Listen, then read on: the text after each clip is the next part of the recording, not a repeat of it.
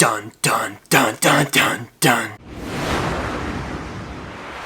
What's going on, guys? I'm Chris and welcome back to another video. So today I'm giving you my review of Mission Impossible Dead Reckoning Part 1. This is one of my more anticipated movies coming into 2023, so I have a lot to say. Before I get into this thing, be sure to hit that like button, comment down below your thoughts on this movie if you've seen it at the time of this review, your expectations or predictions if you have not yet seen the film. Subscribe and hit that notification bell to help me reach my goal of 85,000 subscribers here on the channel. And I just revamped my Patreon, so check it out, link down below. If you want access to my ranking of all 7 Mission Impossible films early, it is out right now on Patreon. Any support goes a long way over there. But without further ado, let's talk Dead Reckoning Part 1. So like I said, this is one of my more anticipated films of the year, and I firmly believe that the Mission Impossible franchise is like the premier action franchise to date. Like, it pretty much delivers every single time, and to me, Dead Reckoning Part 1 is no exception. I really, really liked this movie, and I honestly can't believe Tom Cruise continues to outdo himself. Like, I have to commend him and this entire franchise for upping the ante, or upping the stakes in every single new entry. Like with 4, 5, 6, and now 7, it seems like the stakes have not only gotten higher, but the stunts have gotten crazier. And I don't know how they can outdo some of the action they did in this film. Like, I love Fallout, and it's kind of hard to compare some of the action in Fallout and Rogue Nation to this, because they're all just vastly different set pieces. But this movie had me on the edge of my seat from the opening, and then as the film progresses in its nearly 3-hour runtime, I was never once bored. Like, my eyes were glued to this screen from the start, and the film builds tension just as good, if not better, than any of the other McQuarrie films or any of the other MI films in the franchise. Really is impressive what they're able to do with this 7th entry, and the fact that this franchise has been running since 1996 genuinely blows my mind that it still feels so fresh this late in the game. As you've all seen from the trailer and one of the core pieces of marketing, there is a motorcycle stunt in this film. I'd say that is arguably the most impressive stunt we've seen to date in this franchise. And Tom Cruise has done some mad things. He's clung to the side of a plane while it took off. He was hanging outside of the Burj Khalifa in Dubai. He was even dangling off a helicopter in Fallout. In this movie, I mean, the stunt, but more importantly, the stunt within the context of the film, is the most high-stakes stunt we've seen. It's cool to see, you know, in a quick snippet of it in a trailer, but when you have, I guess, the narrative surrounding it and you watch it play out in the movie, it's 1,000 times more exhilarating and has you on the edge of your seat even more. Each act of this film has an action sequence that's just impressive. You've got some riveting chase scenes, whether that is by foot or car, even through an airport. And then you've got the whole final act of this movie, which is just thrilling. And I go to a Mission Impossible film for the action. Obviously, it's got a plot that compels me. I care a lot about Ethan Hunt as a character, and I think this movie in particular has a plot that is a little convoluted, but that's kind of how I feel with a lot of my first-time watches for Mission Impossible films, because they're movies that require your utmost attention for every single line of dialogue. This movie in particular, at least to me, it gets a little too convoluted at times. Like, if I have to knock the movie ever so slightly, I would say in the middle act, there's a scene where there's this massive exposition dump, and like, if you miss a line of dialogue, you can feel lost for the next 30 or so minutes. But to me, it all comes full circle by the end, and I was like, okay, I have clarity now. I understand exactly what the setup was here. But Mission Impossible, I do appreciate, because it's an action franchise that's very clever. It's an intelligent franchise. It's not one like, you know, Fast and Furious, where you can literally turn your brain off and just be like, oh, explosions. It mixes the insane, realistic stunts with a plot that's very thorough, very dense at times, and it requires, like I said, all of your attention to fully comprehend what is going on in the movie. Now, I do think people will take issue with one aspect of the villain in this film. It didn't bother me, though.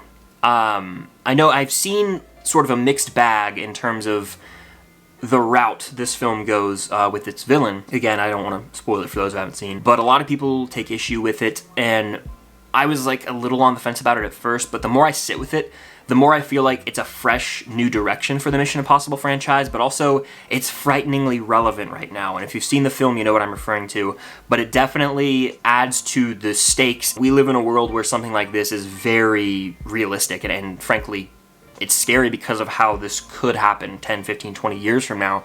So while it is a little more edgy in terms of taking risks, I was able to buy in. It never once felt like detached from reality to me, and it also set up some questions that are yet to be answered, because this is a part 1 of 2. Now, I want to talk about that whole part 1, part 2 thing. A lot of films have been doing it lately, you know, Fast X, Spider-Verse. This, to me, executes it perfectly. This is how a part 1 should end. It fulfilled me with the story that was set up and the adventure and thrills. All of that came to a conclusion in part 1, but it's still set up part 2. Like, this movie has a definitive ending. It's not like I'm like, well, damn, what now? Like, it didn't just cut to black. I feel full. Like, I just watched a near 3-hour movie with Dead Reckoning, and it delivered on everything I wanted.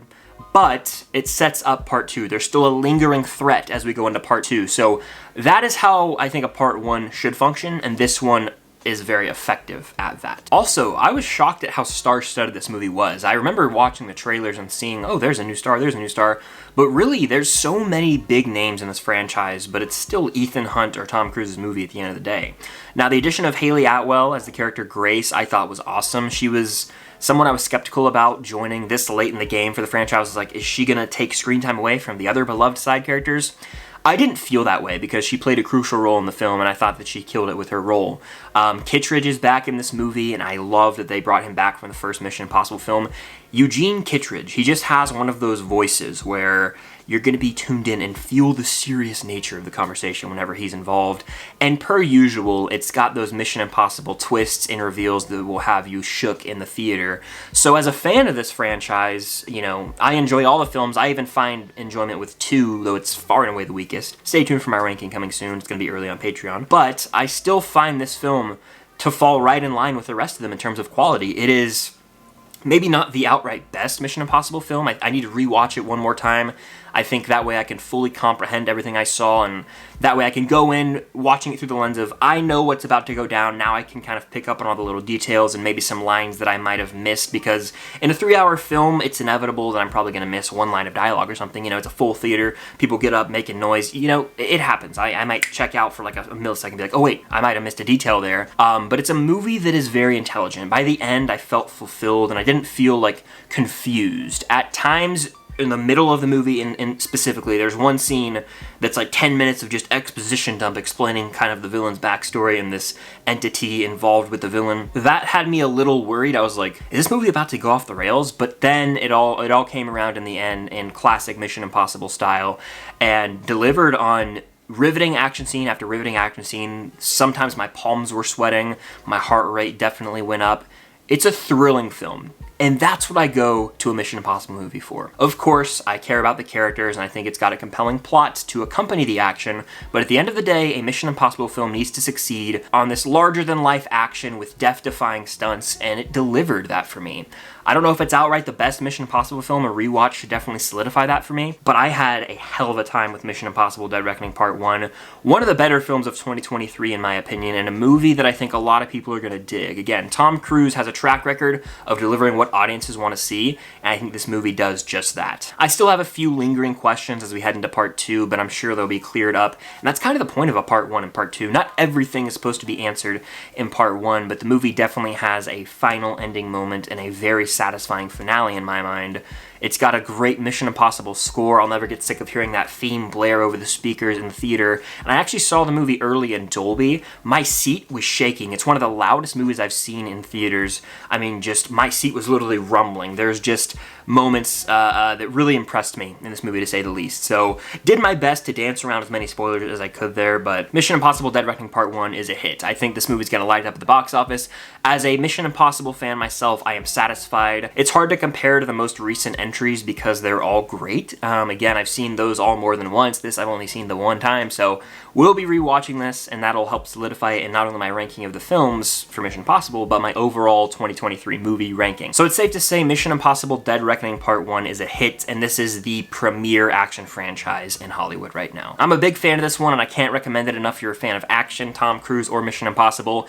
To me, it's a must-see movie on the big screen, and one of the better we've got this summer movie season, hell, this entire calendar year. But those are just my thoughts on Dead Reckoning Part 1. Let me know your expectations or predictions in the comments down below, and be sure to hit that like button, subscribe and hit that notification bell to help me reach my goal of 85,000 subscribers here on the channel. It would mean a lot. And check out my Patreon link down below if you want to watch my Mission Impossible ranking about a week early. It's available right now, or at least in the next few hours. And stay tuned for more Mission Impossible content coming the week the movie releases. I will probably have some more rankings involving the franchise as well. But thank you all so much for watching, and until next time, I'll see you guys later. This video will self-destruct in 5 seconds.